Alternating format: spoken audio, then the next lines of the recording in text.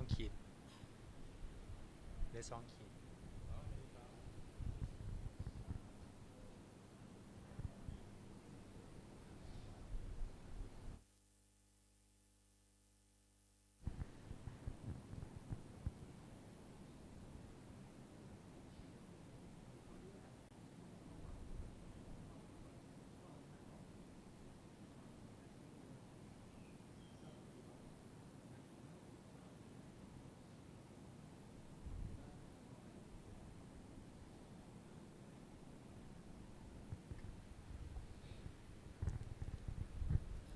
ครับสมควรเจเวลานิมนต์พระภิกษุสงฆ์เจริญพรแม่ชีโยคีคุกเข่ากราบพระพร้อมกัน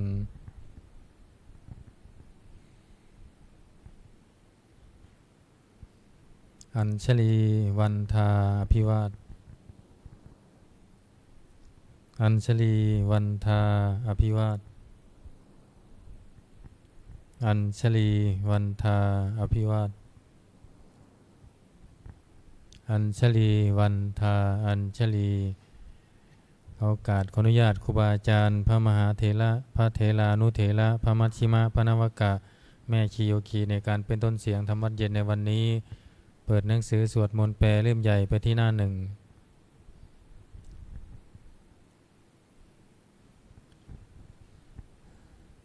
โยโสภะคะวาอะระหังสัมมาสัมพุทโธพระผู้มีพระภาคเจ้านั้นพระองค์ใดเป็นพระอรหันต์ดับเพลิงกิเลสเพลิงทุกสิ้นเชิงตรัสรู้ชอบได้โดยพระองค์เองสวากขาโตเยนะภะคะวะตาธัมโมพระธรรมเป็นธรรมอันพระผู้มีพระภาคเจ้าพระองค์ใดตรัสไว้ดีแล้วสุปฏิปันโนยัสสะภะคะวะโตสาวกสังโฆพระสงฆ์สาวกของพระผู้มีพระภาคเจ้าพระองค์ใดปฏิบัติดีแล้ว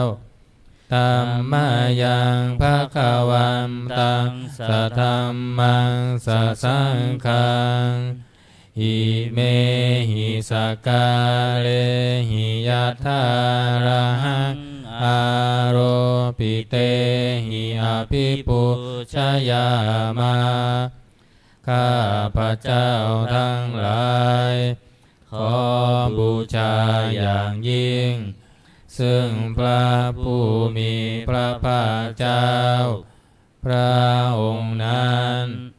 พร้อมทั้งพระธรรมและพระสงฆ์ด้วยเครื่องสักการะทั้งหลายเหล่านี้อันยกขึ้นตามสมควรแล้วสา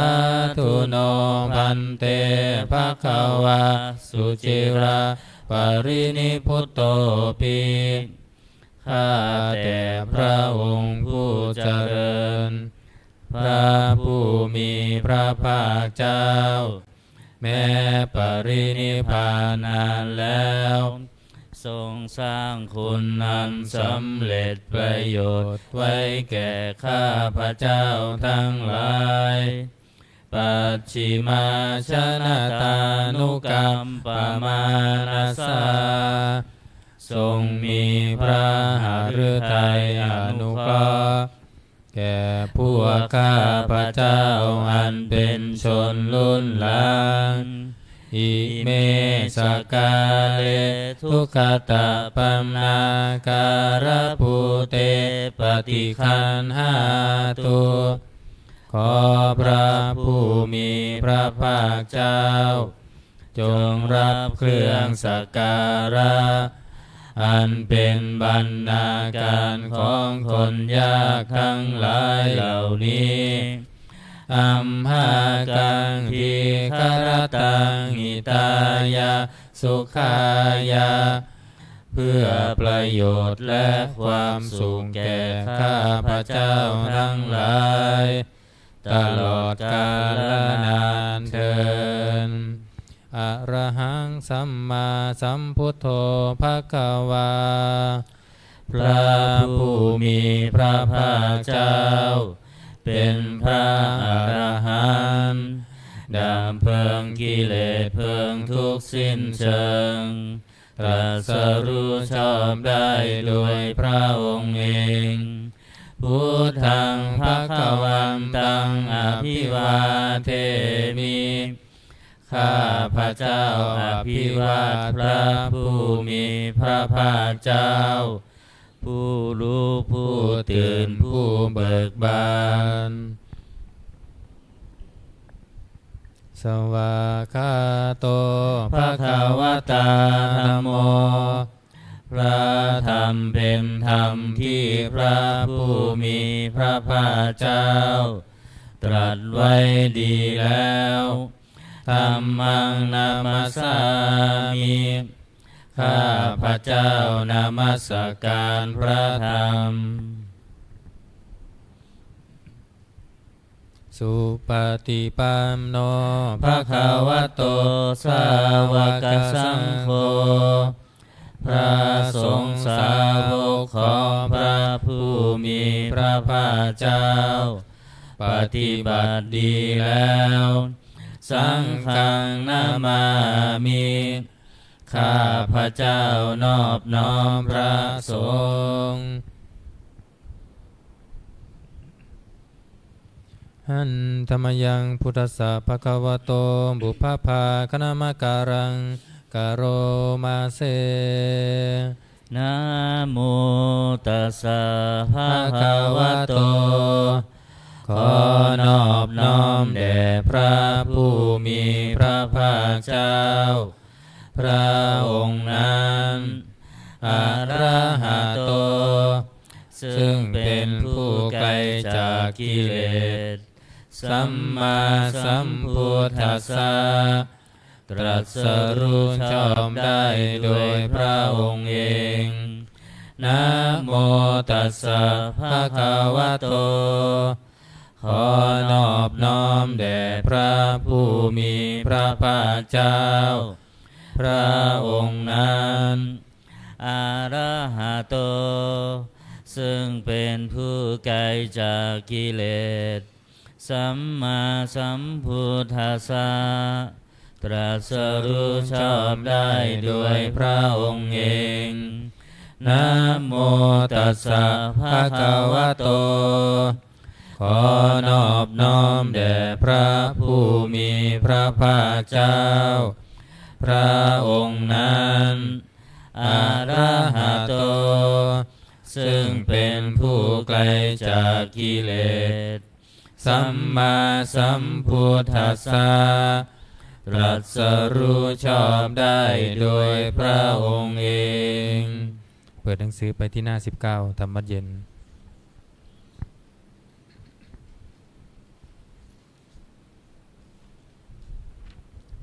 อันธรรมยังพุทธานุสตินายังกโรมาเสตังโคปนาภควันตังเอวังกัลยาโนกิตติสัพโทอภุคโตก็กิตติศักดิ์อันงามของพระผู้มีพระภาคเจ้านั้นได้ฟุ้งไปแล้วอย่างนี้ว่าอิติปิโสภควาเพราะเหตุอย่างนี้พระผู้มีพระภาคเจ้านั้นอรหังเป็นผู้ไกลจากกิเลสสัมมาสัมพุทโธเป็นผู้ตรัสรู้ชอบได้โดยพระองค์เองวิชาจารณสัมปันโนเป็นผู้ถึงพร้อมด้วยวิชาและจารณะสุขโต เป็นผู้ไปแล้วด้วยดีโลกวิทูเป็นผู้รู้โลกอย่างแจ่มแจ้งอนุตตโรปุริสธรรมสารถิเป็นผู้สามารถฝึกบุรุษที่สมควรฝึกได้อย่างไม่มีใครยิ่งกว่าสัทธาเทวมนุษย์สานังเป็นครูผู้สอนของเทวดาและมนุษย์ทั้งหลายพุทโธเป็นผู้รู้ผู้ตื่นผู้เบิกบานด้วยธรรมภควาติเป็นผู้มีความจำเริญจำแนกธรรมสั่งสอนสัตว์ดังนี้อันธรรมยังพุทธาภิกิติงกโรมาเสพุทธวาลาหันตวรตาภิกขุนาภิยุตโตพระพุทธเจ้าประกอบด้วยคุณมีความประเสริฐแห่งอรหันตคุณเป็นต้นสุทธาภิญาณกรุณาหิสมาคตโตพระองค์อันประกอบด้วยพระญาณและพระกรุณาอันบริสุทธิ์โพเทสิโยสุชนะตังกามรังวสุโรพระองค์ใดทรงกระทำชนที่ดีให้เบิกบานดุจอาทิตย์ทำบัวให้บานวันธามหังตามรณังศีลาสาชิเนทังข้าพระเจ้าไหว้พระชินสีผู้ไม่มีกิเลสพระองค์นั้นด้วยเสียงกล่าวพุทโธโยสัพพปานินังสารนังเขมามุตตมังพระพุทธเจ้าพระองค์ใดเป็นสารณะอันเกษมสูงสุดของสัตว์ทั้งหลายปัฏฐามานุสติทานังวันทามิตังสิเรนะหังข้าพระเจ้าไหว้พระพุทธเจ้าพระองค์นั้นอันเป็นที่ตั้งแห่งความระลึกองค์ที่หนึ่งด้วยเสียงกล่าวพุทธัสสะหัสสมิทาโสวะพุทโธเมสามิกิสโรข้าพระเจ้าเป็นทาสของพระพุทธเจ้าพระพุทธเจ้าเป็นนายมีอิสระเหนือข้าพระเจ้าพุทโธทุกขัสสะคาตาจวิทาตาจหิตัสสะเมพระพุทธเจ้าเป็นเครื่องกำจัดทุกข์และทรงไว้ซึ่งประโยชน์แก่ข้าพระเจ้าพุทธัสสะหังนิยาเทมิสรีรันชีวิตันจิทังข้าพระเจ้ามอบกายถวายชีวิตนี้แด่พระพุทธเจ้าวันทันโตหังจริสามิพุทธัสเสวะสุโพธิตังข้าพระเจ้าผู้ไหวอยู่จากพระพฤติตามซึ่งความตรัสรู้ดีของพระพุทธเจ้านาทิเมสารนังอัญญังพุทโธเมสารนังวรังสารณะอื่นของข้าพระเจ้าไม่มีพระพุทธเจ้าเป็นสารณะอันประเสริฐของข้าพระเจ้าเอเตนะสัจจวัชเชนะวัตตยังสัตถุสาสเน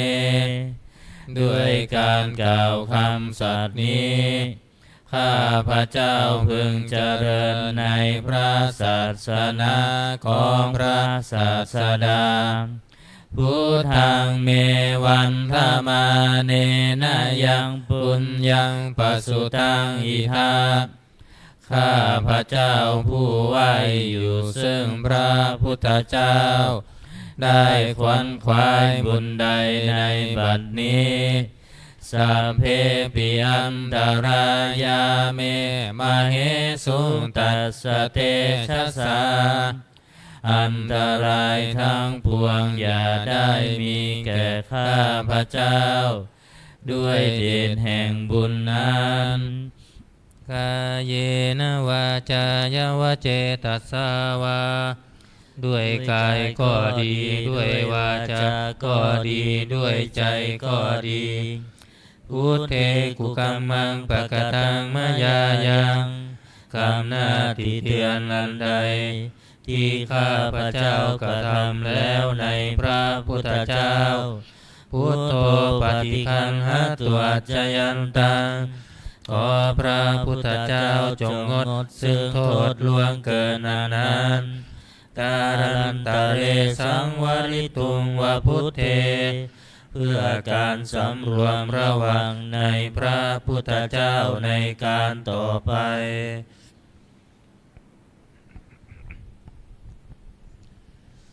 หันตมยังธรรมานุสตินะยังกโร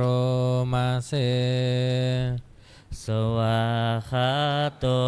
ภะ ภะ คะ คะ ว วะ ตา ตา ธั ธั ม ม โม โม พระธรรมเป็นสิ่งที่พระผู้มีพระภาคเจ้าตรัสไว้ดีแล้วสันทิติโกเป็นสิ่งที่ผู้ศึกษาและปฏิบัติพึงเห็นได้ด้วยตนเองอาการิโกเป็นสิ่งที่ปฏิบัติได้และให้ผลได้ไม่จำกัดการเอหิปัสสิโกเป็นสิ่งที่ควรกล่าวกับผู้อื่นว่าท่านจงมาดูเถิดโอปานายิโกเป็นสิ่งที่ควรน้อมเข้ามาใส่ตัวปัจจตังเวทิตาโพวินโยหิติเป็นสิ่งที่ผู้รู้ก็รู้ได้เฉพาะตนดังนี้หันธรรมยังธรรมาภิกิติงกโรมาเสสวาคาตาตาทิคุณโยภาวะเสนะเสโยพระธรรมเป็นสิ่งที่ประเสริฐเพราะประกอบด้วยคุณคือความที่พระผู้มีพระภาคเจ้าตรัสไว้ดีแล้วเป็นต้นโยมาคาปากะปริยาติวิโมคาเพโท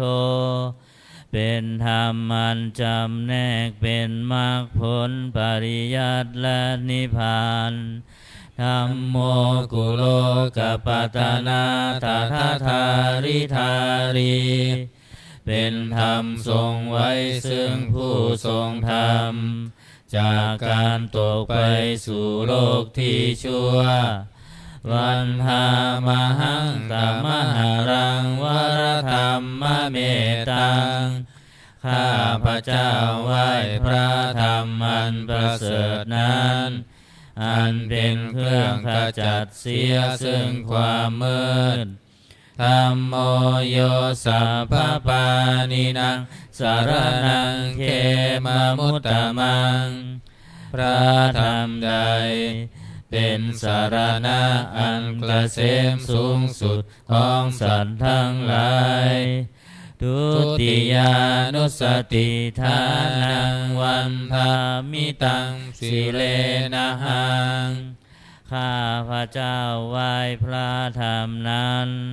อันเป็นที่ตั้งแห่งความระลึกองค์ที่สองด้วยเสียงกล่าว ธัมมัสสาหัสสมิทาโสวะธัมโมเมสามิกิสโรข้าพระเจ้าเป็นทาสของพระธรรมพระธรรมเป็นนายมีอิสระเหนือข้าพระเจ้าธัมโมทุกขัสสะคาตาจะวิธาตาจะอิตัสสะเม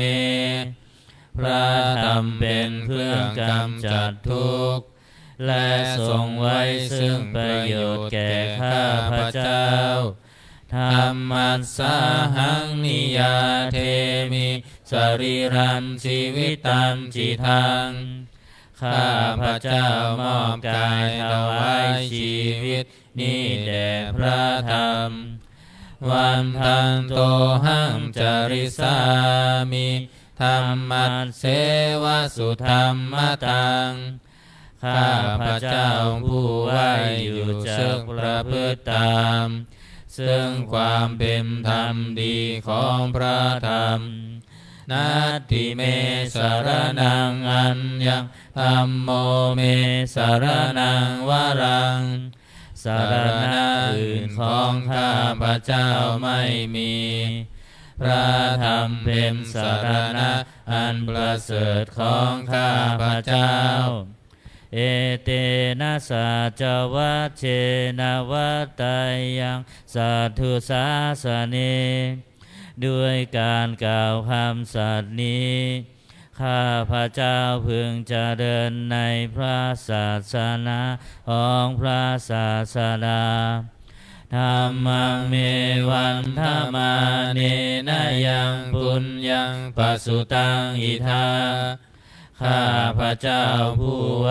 อยู่ซึ่งพระธรรมได้ขวนขวายบุญใดในบัดนี้สัพเพปิอันตรายาเมมเหสุงตัสสะเตชะสาอันตรายทั้งปวงอย่าได้มีแก่ข้าพระเจ้าด้วยเดชแห่งบุญนั้นกายเยนะวาจายะวะเจตสาวาด้วยกายก็ดีด้วยวาจาก็ดีด้วยใจก็ดีธัมเมกุกัมมังปะกตังมายายังกรรมหน้าติเตียนอันใดที่ข้าพระเจ้ากระทำแล้วในพระธรรมธัมโมปฏิคันหตุอัจจยันตัง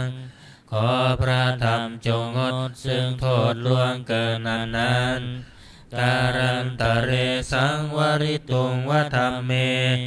เพื่อการสำรวมระวังในพระธรรมในการต่อไป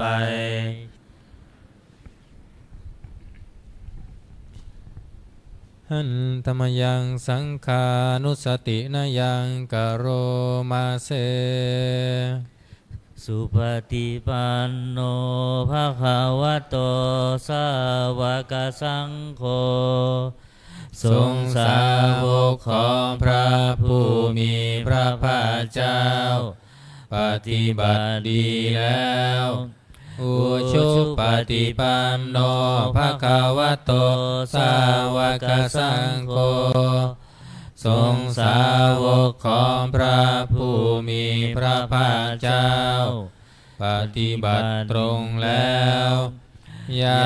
ยะปฏิปันโนภะคะวะโตสาวกสังโฆทรงสาวกของพระผู้มีพระภาคเจ้าปฏิบัติเพื่อรู้ธรรมเป็นเครื่องออกจากทุกข์แล้วสามีจิปฏิปันโนภะคะวะโตสาวกสังโฆทรงสาวกของพระผู้มีพระภาคเจ้าปฏิบัติสมควรแล้วยะทิทางได้แก่บุคคลเหล่านี้คือจัตตาริปุริสายุคานิอัตถปุริสบุคลาคู่แห่งบุรุษสี่คู่นับเรียงตัวบุรุษได้8บุรุษ เอสะภะคะวะโตสาวกสังโฆนั่นแหละสงฆ์สาวกของพระผู้มีพระภาคเจ้าอาหุนายโยเป็นสงฆ์ควรแก่สักการะที่เขานำมาบูชาปาหุนายโยเป็นสงฆ์ควรแก่สักการะที่เขาจัดไว้ต้อนรับทักขินายโยเป็นผู้ควรรับทักษิณาทานอัญชาริการณิโยเป็นผู้ที่บุคคลทั่วไปควรทำอัญชารีอนุตตรังปุญญเขตังโลกัสสติเป็นเนื้อนาบุญของโลกไม่มีนาบุญอื่นยิ่งกว่าดังนี้หันตมยังสังฆาภิกิติงกโรมาเสสัทธรรมโชสุปฏิปติคุณาทิยุโตพระสงฆ์ที่เกิดโดยพระสัทธรรมประกอบด้วยคุณมีความปฏิบัติดีเป็นต้นโยธาภิโทอริยบุคลาสังฆเสโตเป็นหมู่แห่งพระอริยบุคคลอันประเสริฐ8 จำพวกศีลาทิธรรมปวาลาสายกายจิตโตมีกายและจิตอันอาศัยธรรมมีศีลเป็นต้นอันบวรวันธามหังตมริยานาคานังสุสุทังข้าพระเจ้าไหว้หมู่แห่งพระอริยเจ้าเหล่านั้นอันบริสุทธิ์ด้วยดีสังโฆโยสัมภปานินังสารนังเขมามุตตมังพระสงฆ์หมู่ใดเป็นสารณะอันเกษมสูงสุดของสัตว์ทั้งหลายตติยานุสติทานังวันทามิตังสิเรนะหังข้าพระเจ้าไหว้พระสงฆ์หมู่นั้นอันเป็นที่ตั้งแห่งความระลึกองค์ที่3ด้วยเสียงกล่าวสังฆัสสาหัสสมิทาโสวะสังโฆเมสามิกิสโรข้าพระเจ้าเป็นทาสของพระสงฆ์พระสงฆ์เป็นนายมีอิสระเหนือข้าพระเจ้าสังโฆทุกขัสสะคาตาจาวิธาตาจาหิตัสสะเมพระสงฆ์เป็นเครื่องกำจัดทุกข์และทรงไว้ซึ่งประโยชน์แก่ข้าพระเจ้าสังฆัสสาหังนิยาเทมิสรีรัมชีวิตัมจิตังข้าพระเจ้ามอบกายถวายชีวิตนี้แด่พระสงฆ์วันทันโตหังจาริสามิสังคัสโสปฏิปันนาตังข้าพระเจ้าผู้ไหวอยู่จากประพฤติตามซึ่งความปฏิบัติดีของพระสงฆ์นาทิเมสารนังอัญญังสังโฆเมสารนังวาลังสารณะอื่นของข้าพระเจ้าไม่มีพระสงฆ์เป็นสารณะอันประเสริฐของข้าพระเจ้าเอเตนะสัจวัชเชนะวัตยังสัทธุสาสเนด้วยการกล่าวคำสัตย์นี้ข้าพระเจ้าพึงเจริญในพระศาสนาของพระศาสดาสังฆังเมวันธมาเนนะยังปุญญปัสสุตังอิทา ข้าพระเจ้าผู้ไหวอยู่ซึ่งพระสงฆ์ได้ขวนขวายบุญใดในบัดนี้สัพเพปิอันตรายาเมมเหสุตัสสะเตชัสสะอันตรายทั้งปวงอย่าได้มีแก่ข้าพระเจ้า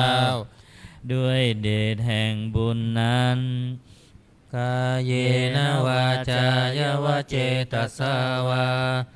ด้วยกายก็ดีด้วยวาจาก็ดีด้วยใจก็ดี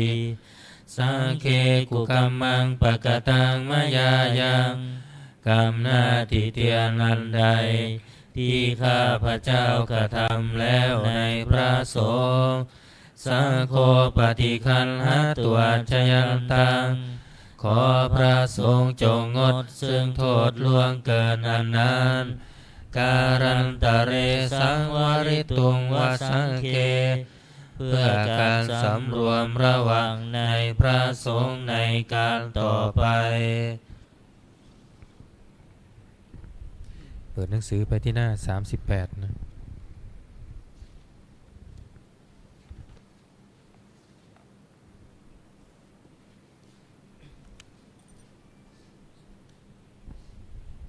หน้า38โอวาทปาติโมกข์นะหันธรรมยังโอวาทปาติโมกขคาทาโยพนามาเสสัพพะปาปัสสะอาการนังการไม่ทำบาปทั้งปวงกุศลสุปสัมปทาการทำกุศลให้ถึงพร้อมสัจจิตปริโยทปานังการชำระจิตของตนให้ขาวรอบเอตังพุทธานาสาสนังทำ3อย่างนี้เป็นคำสั่งสอนของพระพุทธเจ้าทั้งหลายขันติปรมังตโพธิติฆาขันติคือความอดกลั้นเป็นธรรมเครื่องเผากิเลสอย่างยิ่งนิพพานังปรมังวะทันติพุทธาผู้รู้ทั้งหลายกล่าวพระนิพพานว่าเป็นธรรมอันยิ่งนาหิปภาชิโตปรูปคาติผู้กำจัดสัตว์อื่นอยู่ไม่ชื่อว่าเป็นบรรพชิตเลยสามโนโหติปรังวิเหทยันโตผู้ทำสัตว์อื่นให้ลำบากอยู่ไม่ชื่อว่าเป็นสมณะเลยอนุปาวาโทอนุปคาโตการไม่พูดร้ายการไม่ทำร้ายปาติโมกเขจะสังวโรการสำรวมในปาติโมกข์มัตตัญยุตาจะภัตตัสสมิงความเป็นผู้รู้ประมาณในการบริโภคปันตัญจะสยนาสนังการนอนการนั่งในที่อันสงัดอาทิจิตเตจะโยโคความหมั่นประกอบในการทำจิตให้ยิ่งเอตังพุทธานาสาสนังทำ6อย่างนี้เป็นคำสั่งสอนของพระพุทธเจ้าทั้งหลายเปิดมาหน้า27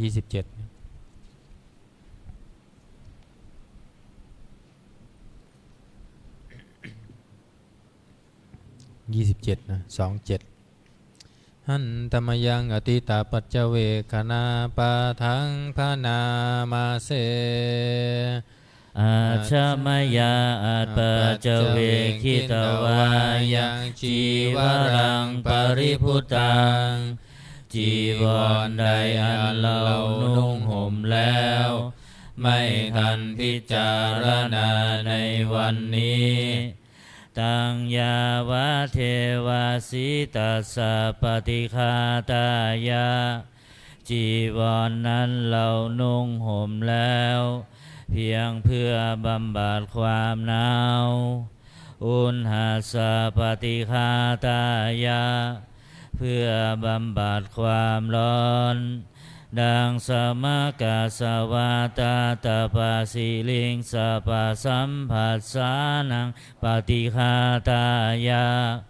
เพื่อบำบัดสัมผัสนั้นเกิดจากเหลือบยุงลมแดดและสัตว์เลื้อยคลานทั้งหลาย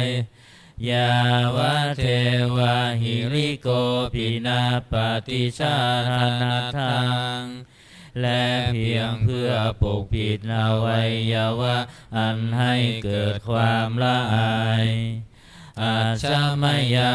ปัจเจเวคิตวายโยบินทปาโตปริพุตโตบิณฑบาตใดอันเราฉันแล้วไม่ทันพิจารณาในวันนี้โสเนวะทวายา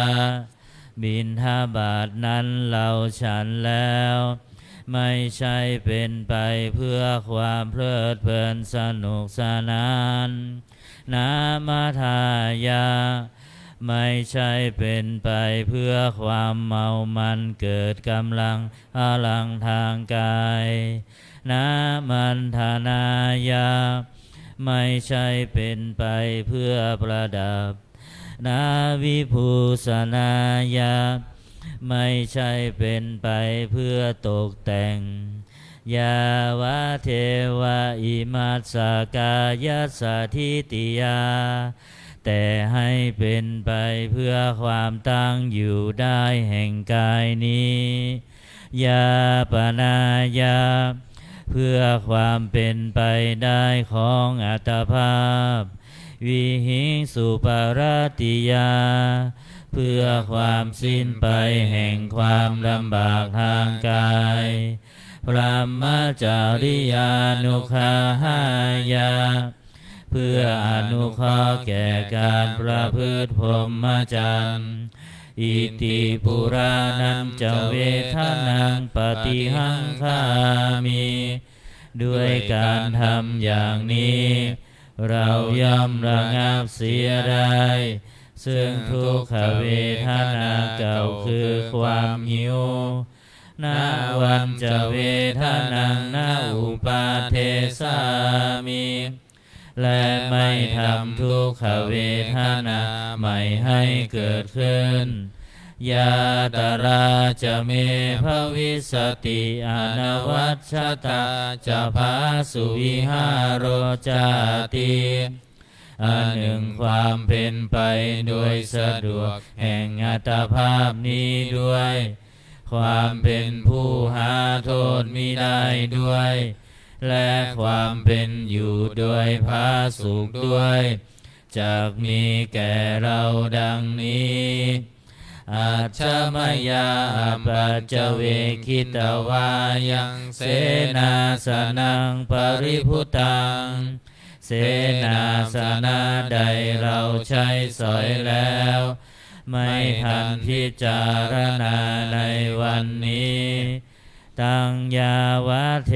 วาสิตัสสะปฏิฆาตายะเสนาสนะนั้นเราใช้สอยแล้วเพียงเพื่อบำบัดความหนาวอุณหสะปฏิฆาตายะเพื่อบำบัดความร้อน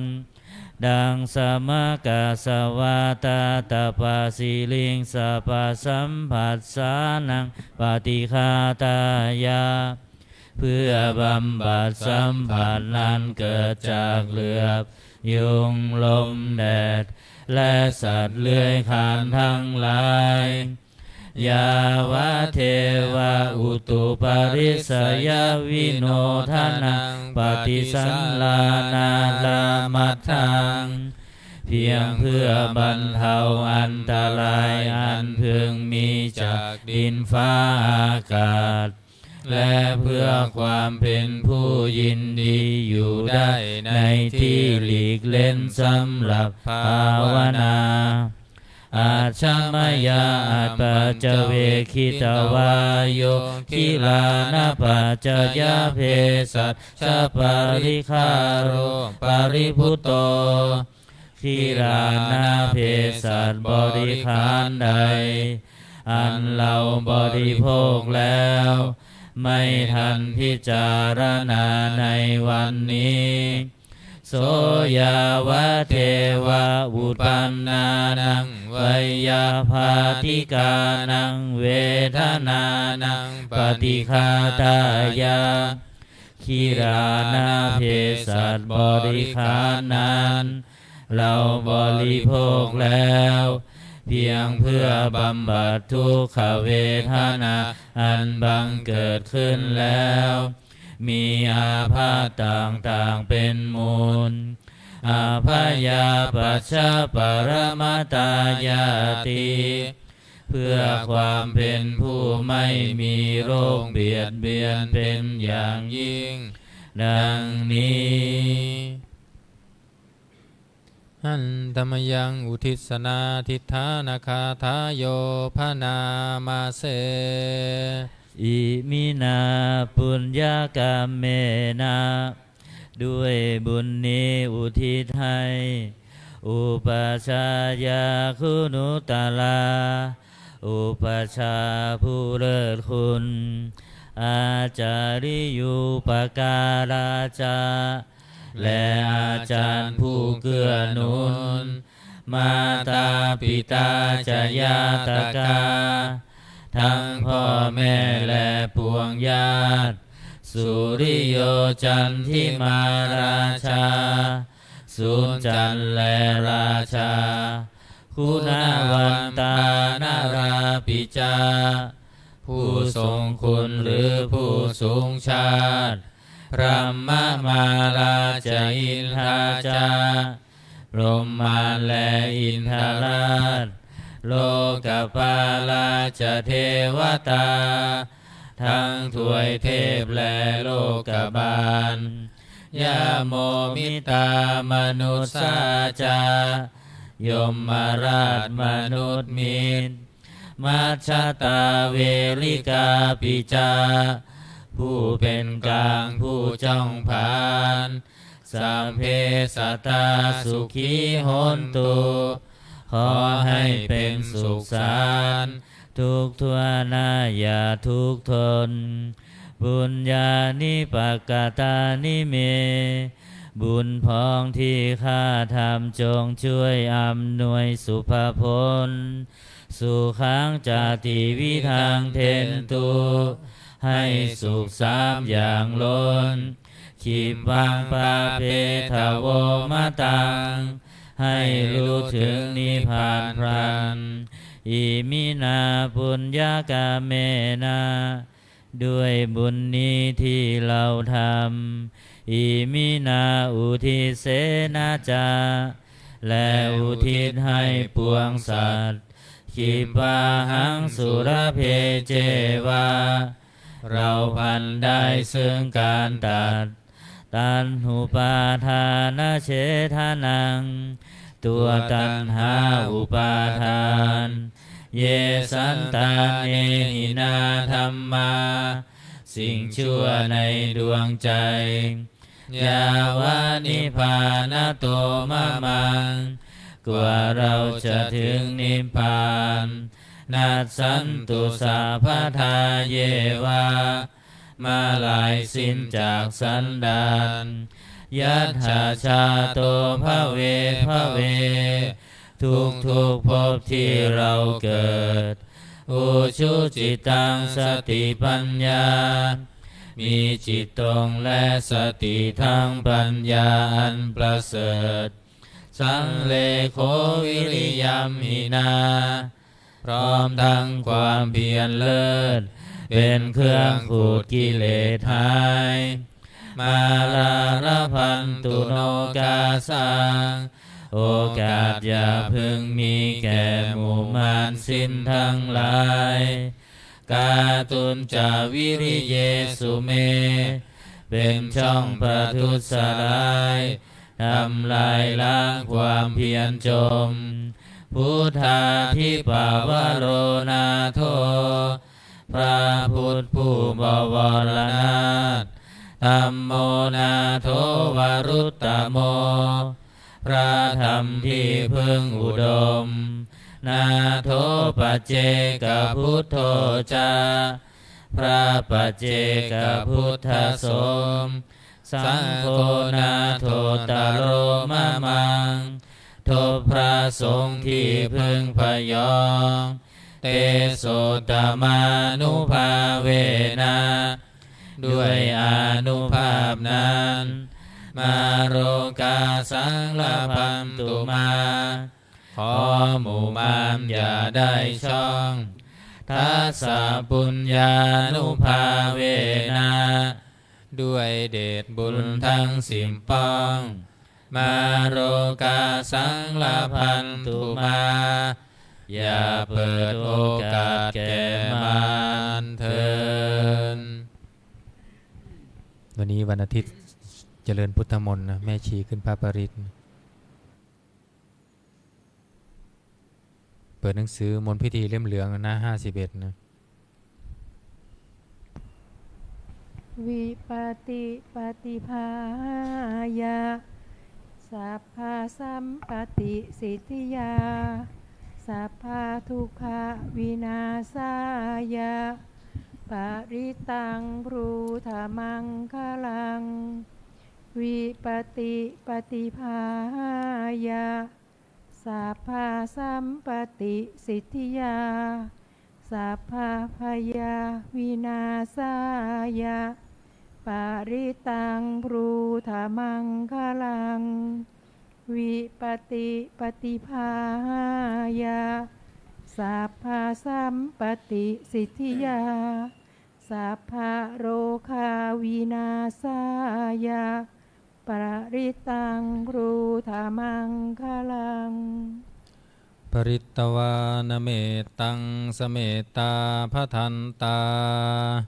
อวิคิตกิตาปริตังพนันตุสักเคกาเมจรูเปคิลิสิขลัตเตจันตลิเควิมาเนทีเปรัตเทจคาเมตลุวนาคหาเนเคหาวัตถุมหิเคเตภุมมาจยันตุเทวาชลันทาววิสเมยัคขคันธพนาคาทิทันตาสันติเกยังมุนิวลัจจนังสาทโวเมสุนันตุธรรมัสสวนกาโลอายัมพทันตาธรรมัสสวนกาโลอายัมพทันตาธรรมัสสวนกาโลอายัมพทันตานะโมตัสสะภะคะวะโตอะระหะโตสัมพุทธัสสะนะโมตัสสะภะคะวะโตอะระหะโตสัมมาสัมพุทธัสสะนะโมตัสสะภะคะวะโตอะระหะโต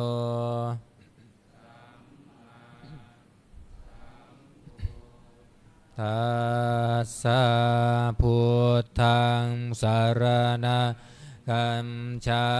มิธัมมังสรณะกัมฉามิสังฆังสรณะกัมฉามิทุติยัมปิพุทธังสรณะกัมฉามิทุติยัมปิธัมมังสรณังคัจฉามิทุติยัมปิสังฆังสรณังคัจฉามิตติยัมปิพุทธังสรณะคัมฉามิตติยัมปิธัมมังสรณังคัจ ฉามิตติยัมปิสังฆังสารนังคัจฉามิหน้า54สัมพุทเทอันทวีสัญจะทวาทสัญจะสหสเกปัญจะสตัสสหัสสานินามามิสิราสาอาหะเตสังธรรมันจะสังคัมจะอาทะเรนะนามามิหังนามการานุภาเวนะหันตวาสะเพอุปัมทะเวอเนกาอันตรายาปิวินัสสันตุอาเสสะโตสัมพุทเทปัญจะปัญญาสัญจะจตุวิสติสหสเกทัสสะสตัสสหสานินามามิสิราสาอะหะเตสังธรรมันจะสังขันจะอาทะเรนะนามามิหังนามการานุภาเวนะหันตวาสะเพอุมปัมทะเวอเนกาอัมตรายาปิวินัสสันตุอาเสสะโตสัมพุทเทนาวุตตรัสสะเตอัตถาจัตตาลิสะสหะสะเกวิสติสตัสสหะสานินามามิสิราสาอะหังเตสังธรรมันจะสังคัมจะอาทะเรนะนามามิหังนามการานุภาเวนะหันตวาสะเพอุมปัมทะเวอเนกาอันตรายาปิวินัสสันตุอาเสสะโตนะโมอะระหะโตสัมมาสัมพุทธัสสะมะเหสิโนนะโมอุตตมะธัมมัสสะสวาคาตัสเสวะเตนิธานาโมมหาสังฆัสสาปิวิสุทธาสีลาทิติโนนะโมโอมาตยารัตทานสารัตนัตตยัตสะสาธุกังนะโมโอมะกาติสวรรทุนตยัตสัพพินาโมการะปัมภาเวนาวิคัตฉันตุปัตถวานาโมการะนุภาเวนะสุวัตทิโหนตุสัพพันธานาโมการะสเตเชนาวิทิปหิโหมิเตชวาหน้า57พหูเทวามนุษย์สาจะมังคลานิอาจินตายุงอากังขมานาโสธานาพรูหิมังคาลาโมตตามังอาเสวนาจัมพาลานาปัมทิตานัมจะเสวนาปูชาจะปูชนียานังเอตัมมังคารโมตตามังปฏิรูปเทสวาโสจัมบุมเพจักกัตตปุญญัตตาอัตตสัมมาปณิทิจะเอตัมมังคารโมตตามังพาหุสัตจัมจะสิมปัญจะวินโยจะสุสิกขิโตสุภาสิตาจะยาวาจาเอตัมมะ การโมตตมังมาตาปินตุงปัฏฐานังบุญตันทารัสสะสังฆาโหอานากุลาจักกัมมัมตาเอตัมมังการโมตตมังทานันจะธรรมจริยาจะยาตกานันจะสังฆาโหอนวัตชานิกัมมานิเอ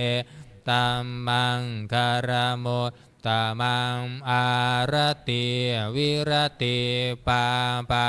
มัจจปานาจะสัญญามองอาปมาโทจะธรรมเมสุเอตัมมังอารโมตตมังคารโวจะนิวาโต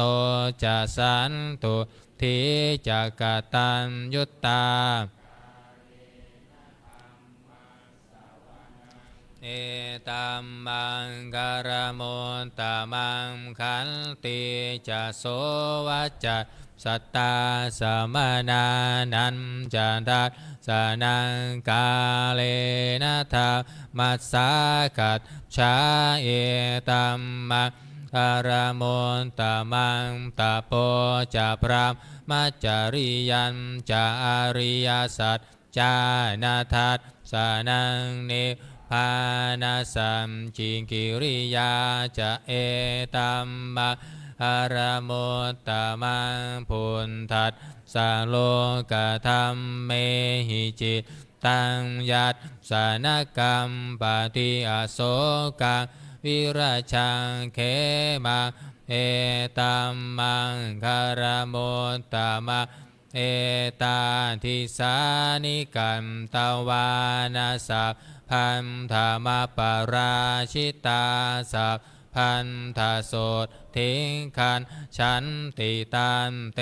สังมังคารโมตตมันตินะ59รัตนสุตตัง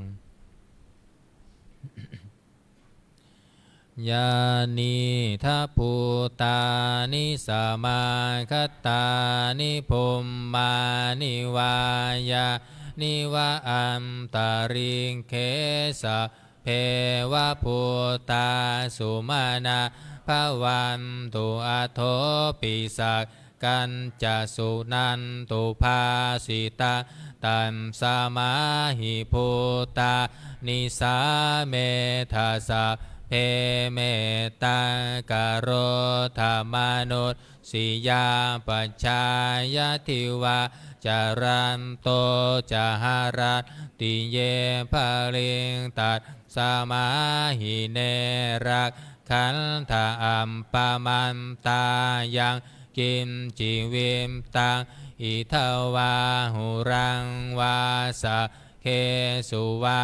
ยังรัตนังปานิตังนาโนสามังอัตติตาทาคเตนะอิทัพปิพุนเท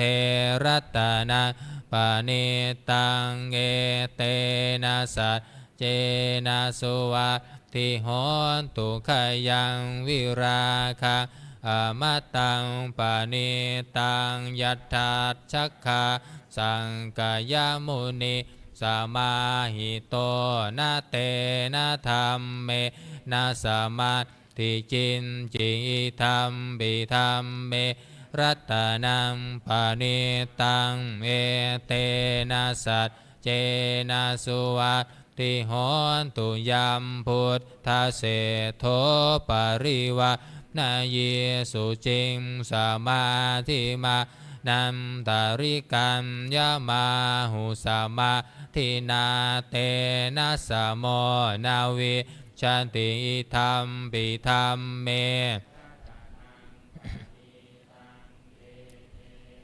ตัมเจนะสุวัตติโหนตุเยปุงคลาอัตถสตังปัสสัทธาจัตตาริเอตานิยุคานิโหนติเตทักกิเนยยะสุขตัสสะสาวกาเอเตสุทิมนานิมหาป พลานิธรรมปิสังเค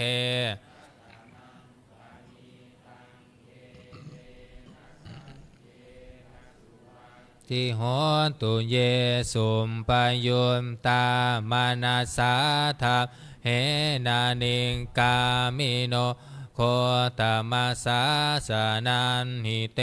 ปัตติปัมตังอมตะวิคัยหาลันธามุธานิพุทธิงพุทธมานาอิธรรมปิสังเครัตนะปานิตังเอเตนะสัจเจนะสุวัตติโหนตุยะถินทาคิโลปันทวิงสิโตสิยาจตุพิวาเตภิอาสาปะกัมปิโยตทุปะมังสัมปุริสังวัฏฐามิโยอริยสัจจานิอเวจปันสติทัพปิสังเครัตนังนาสัมเจนะสุวันทิโหนตุเยอริยสัจจานิวิภาวยัตติคัมภีระปัญเยนะสุเทสิตานิกิมจาปิเตโหติพุทธัมปะมันตานาเตภวังอันธรรมมาทิยัตติธรรมปิสังเครัตนังปานิตังเอเตนะสัจเจ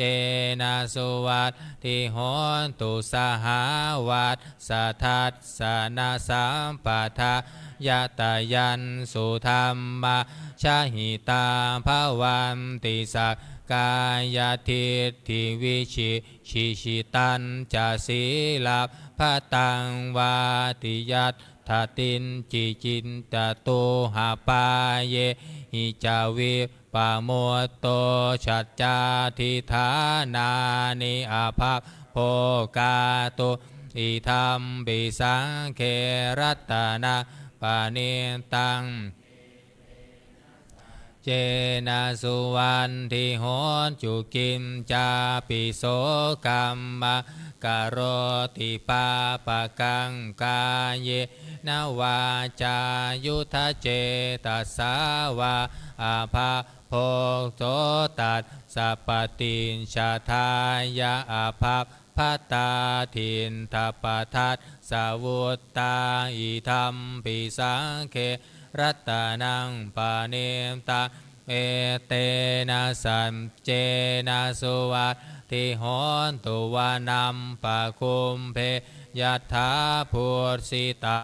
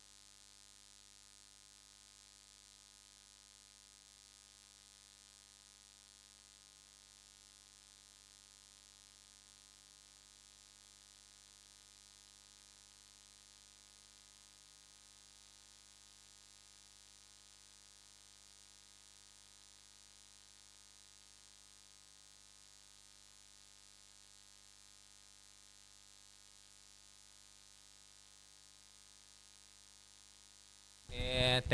นะสัจเจนะสุวัตติโหนตุญาณิทัพพุตานิสมาคตานิภุมมานิวายานิวะอัมตะริ เขตถาคตังเทวมนุสัพพุชิตังพุทธังนามาสามาสุวัตติโหนตุญาณิทัพพุทธานิสมาคตานิพุมานิวายานิวะอัมตาริงเขตถาคตังเทวมนุสัพพุชิตาธัมมังนามาสามาสุวันทิโหนตุญาณิทัพพุทธานิสมาคตานิพุมมานิวายานิวะอัมตาริงเขตถาคตังเทวมนุสัพพุชิตาสังฆังนามาสามาสุวัตทิโหนตุ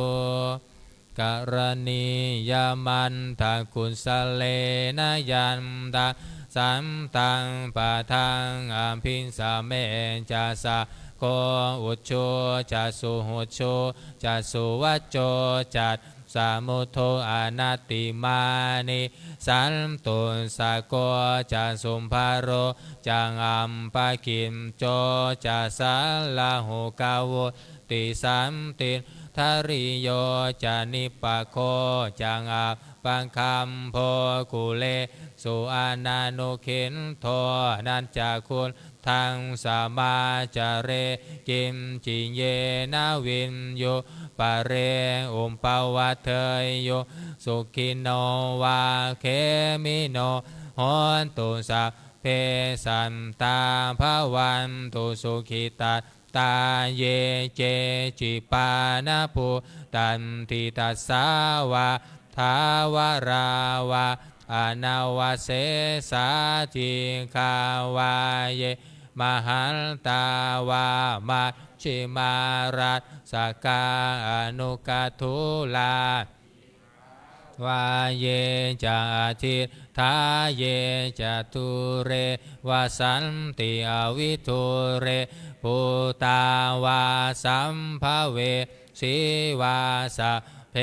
สัตตาภวันตุสุขิตัตตานาปโรปารานิกุมเพธานาติมัตเยทากันทากินังกินกิพยาโรสนาปฏิฆาสัญญานายมัตยันสาทุกขามิตเชยยมาตายาธานิยาปุณตังอายุสาเอกปุณตมนุรักเขเอวะปิสัมภพุเตสุมานาสัมภาวะเยอัมปริมาณังเมตตันจะสัมภาโลกัสสมิงมานาสัมภาวะเยอัปปริมาณังอุนทังอัปโทจติริยะจะสัมภาทังอเวลังอาสปันตังติมทันจารังนิสินโนวาสยาโนวายาวตัสสวิคตามินโทเอตังเทยพรัมมะเมตังวิหารังอิทธามาหุทินทินจานุปคัมมาศีลาวะทัสสะเนนะสัมปันโนกาเมสุวิเนยยะเคทังนาหิชาตุคัมภะเสยยังปุนาเรติติวิรูปักเขหิเมเมตังเมตาเอ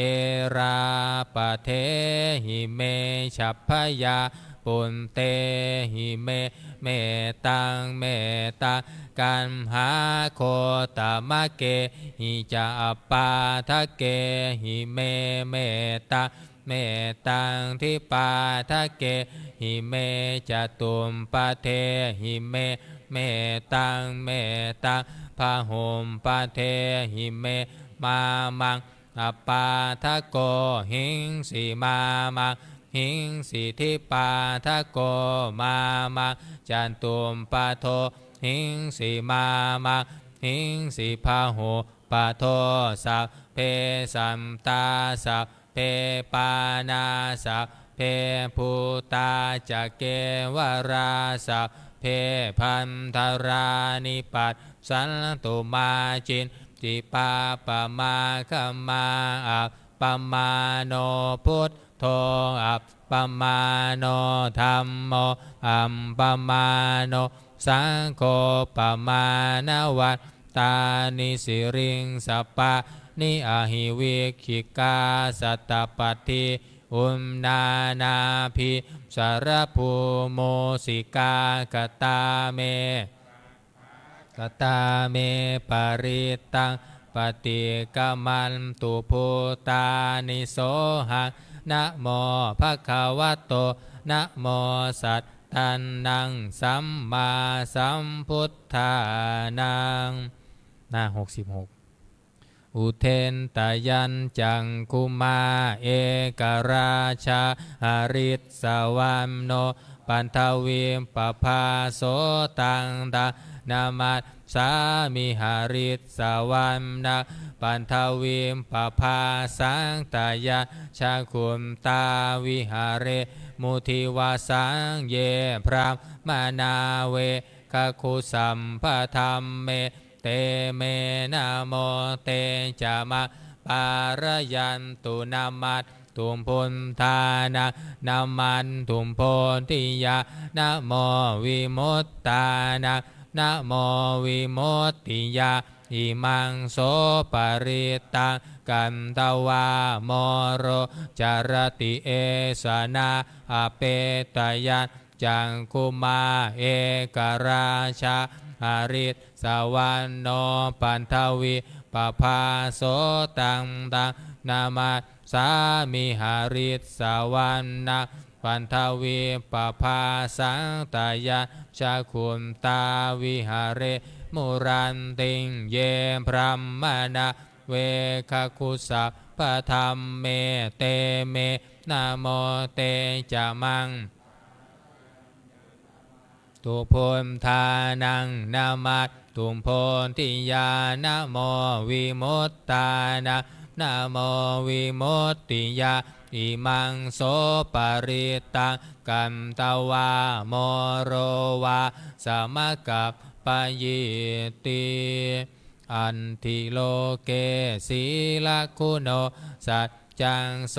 เจยยานุตตยาเตนะสันเจนะกาหามิสัจจกิริยามนุตตรังอาวัตชิตวาธรรมะภารังสริตตวาบุภเกชิเนสัจจะพลมวัตสายสัญจกิริยามกะสาหังสันติปักขาอาปัตตนาสันติปาทาอาวัจจนามาตาปิตาชนิขันตาชาตเวทปติกามะสหสเจกเตไมหังมหาปัจชาลิโตสิกขิวัตเชสิโสลัตสักกลิสานิอุทธกังปัตตวายัตถาสิกขิสัจเจนะเมสะโมนัตถิเอสาเมสัจจะปารมินติ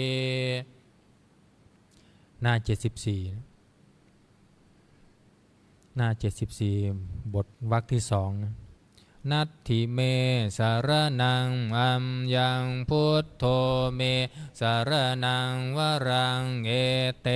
นะสัจจวัตเชนะโหนตุเตชัยมังรังนัตถิเมสารนังอัมยังธัมโมเมสารนังวรังเอเตนะสัจจวัตเชนะโหนตุเตชัยมังครังนัตถิเมสารนังอัญญสังโฆเมสารนังวรังเอเตนะสัจจวัตเชนะโหนตุเตชัยมังครังยังกินจิรัตตานังโลเกวิชันติวิวิทังบุญทุรัตตานังพุทธัสสะมังนัตติตันสมาโสทิภวันตุเตยังกิมจิรัตตานังโลเกวิชันติวิวิทังบุญทุรัตตานังธรรมัสสะมังนัตติ ติตันสมาโสทิภวันตุเตยังกิมจิรัตนัง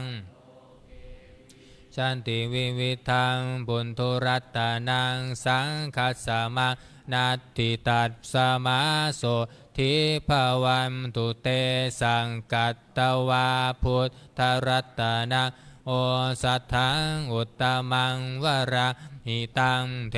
วมนุษย์สานังพุทธเตเชนะโสทินานัตสันตุมปันทวาสะเพทุกขาอุปัสสะเมตุเตสักกัมตวาธรรมรัตนะโอสัทธังอุตตมังวราปาลิลาหูปัสสะมานังธรรมเตเชนะโสทินานัตสันตุมปันทวาสะเพพยาวุปัสสะเมตุเตสังกันตวาสังครัตนะโอสัทธังอุตตมังวราอาหุเนยยะปาหุเนยยะสังคเตเชนะโสทินานัตสันตุมปันทวาสัมเพโรคาวุปัสสะเมตุเตสัพพิติโยวิวัชชันตุสัพพะโรโควินาสันตุมาเตภวัตวันตรายโยอายุโก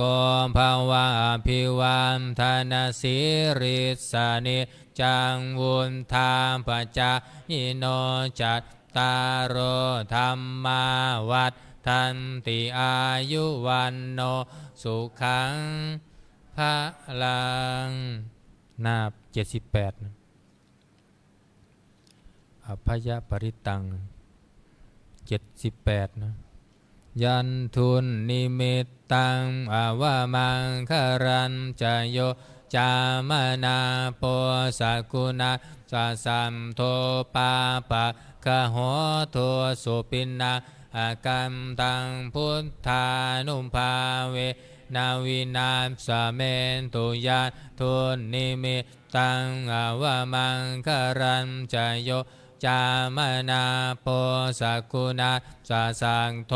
ปาปะคะโหโทสุปินนาอากัมตังธัมมานุภาเวนาวินาสเมนตุยันทุนิมิตตังอวามังคารันจโยจามนาโปสักุณาสะสังโทปาปะคะโหโทสุปินนาอากัมตังสังขานุภาเว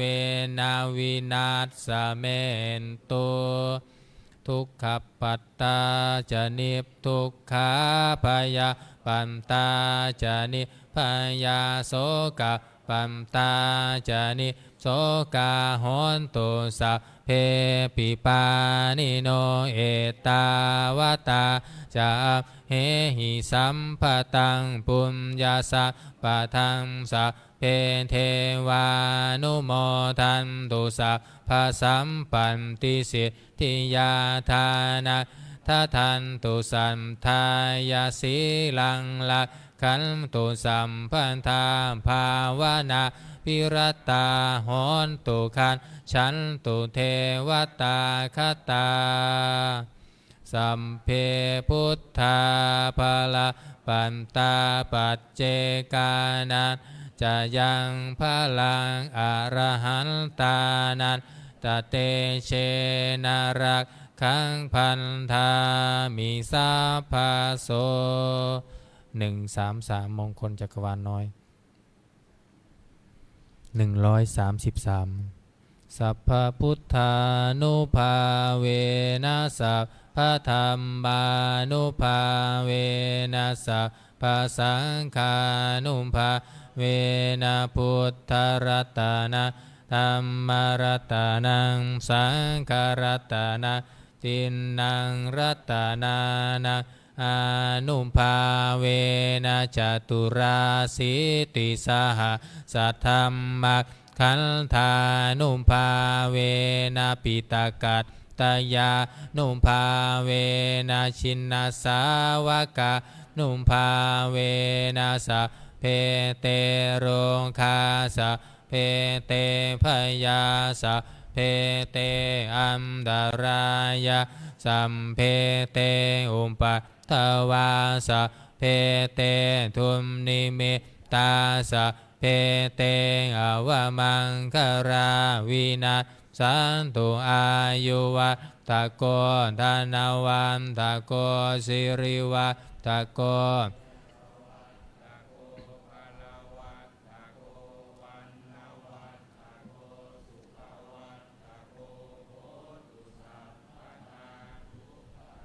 ปัคคยาเว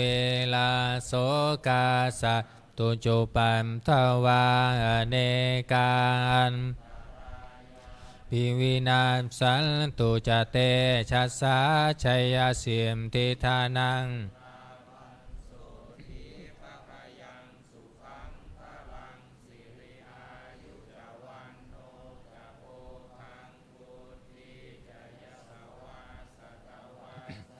จะอายุจะชีวสิทธิภาวันตุเตภาวันตุสัมภะมังคลังวัตตาสัมภะพุทธานุภาเวนัสสทธาโสทิภาวันตุเตภาวันตุสัพพะมังคลังละขันตุสัพพะเท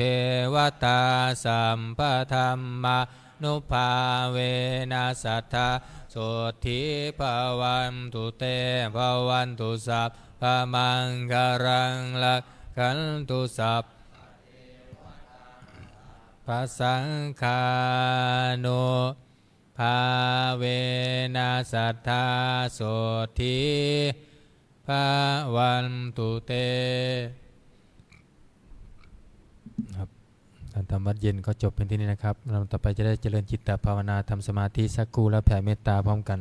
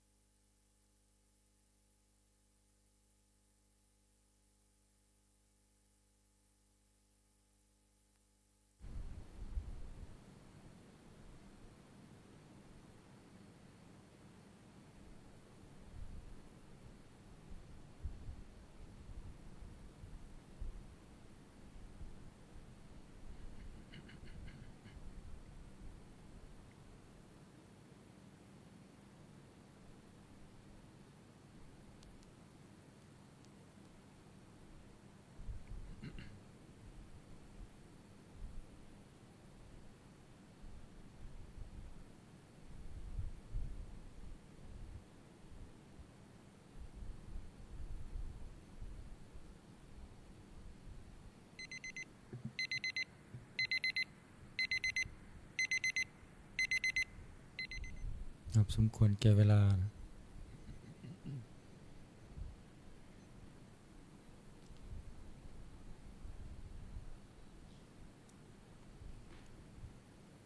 สมควรแก่เวลาขอน้ำแผ่เมตตาพร้อมกัน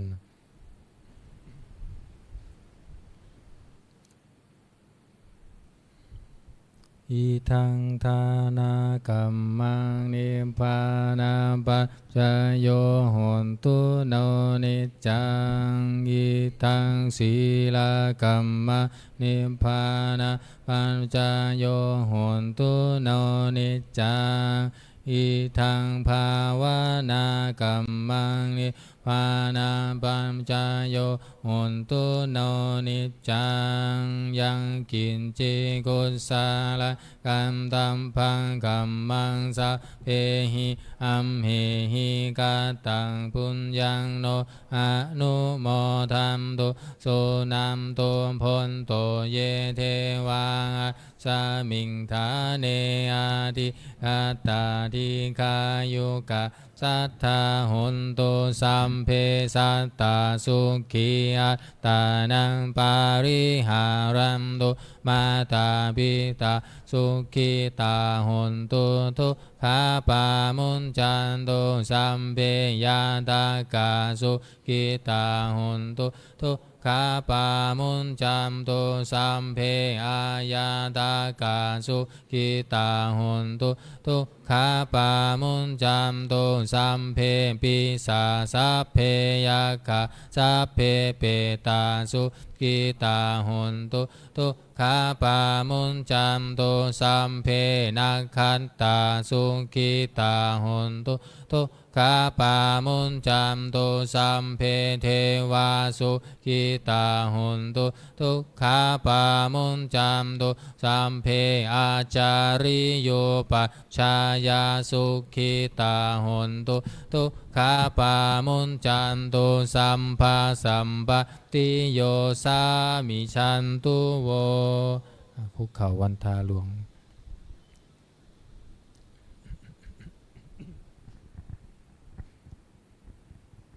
วันทา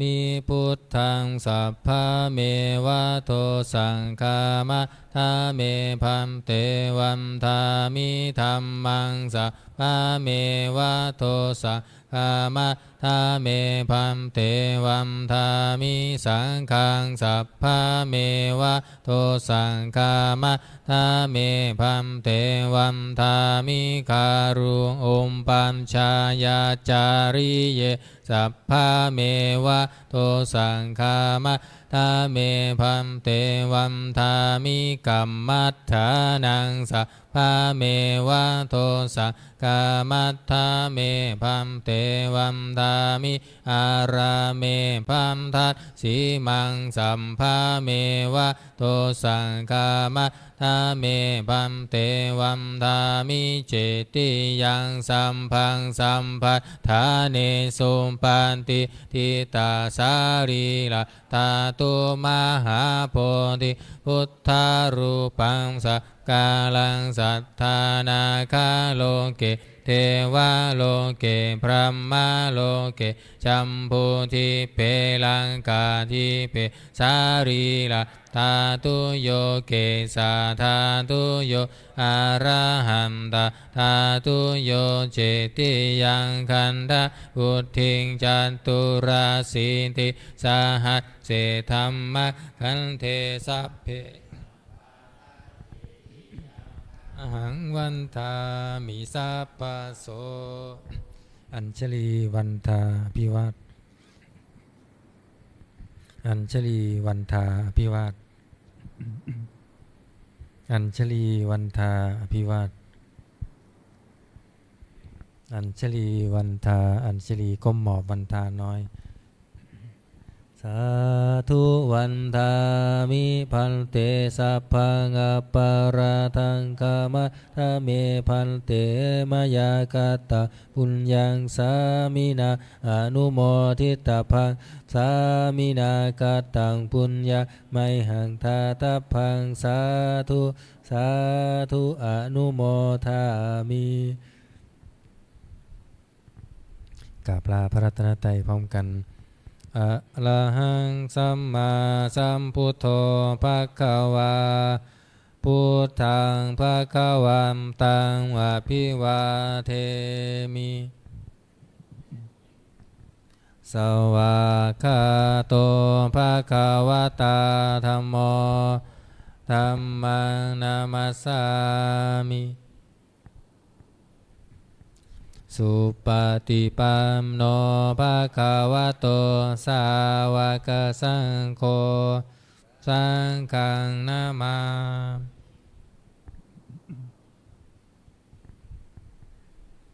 นิมนต์พระสงฆ์คุกเข่ากับพระเถระนิมนต์พระสงฆ์คุกเข่ากับพระเถระพร้อมกันแม่ชีโยคีกราบทีหลังพระเถระอัญชลีวันทาภิวาท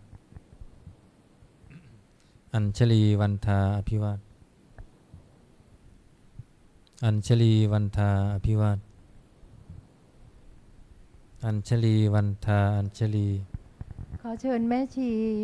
โยคีและสาธุชนทุกท่านนะคะ นั่งคุกเข่ากราบพระเถระด้วยกันนะคะ อัญชลีวันทาอภิวาทอัญชลีวันทาอภิวาทอัญชลีวันทาอภิวาทอัญชลีวันทาอัญชลีก้มกราบค่ะ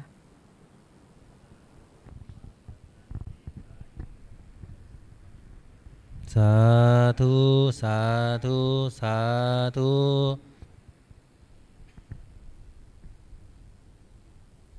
โยคีชายช่วยเก็บอาสนะด้วยนะครับเรียนให้โยคีหญิงนะคะช่วยกันปิดหน้าต่างให้เรียบร้อยนะคะเก็บหนังสือและลงไปปฏิบัติธรรมที่ห้องใต้ดินอาคารหอพระไตรปิฎกด้วยนะคะ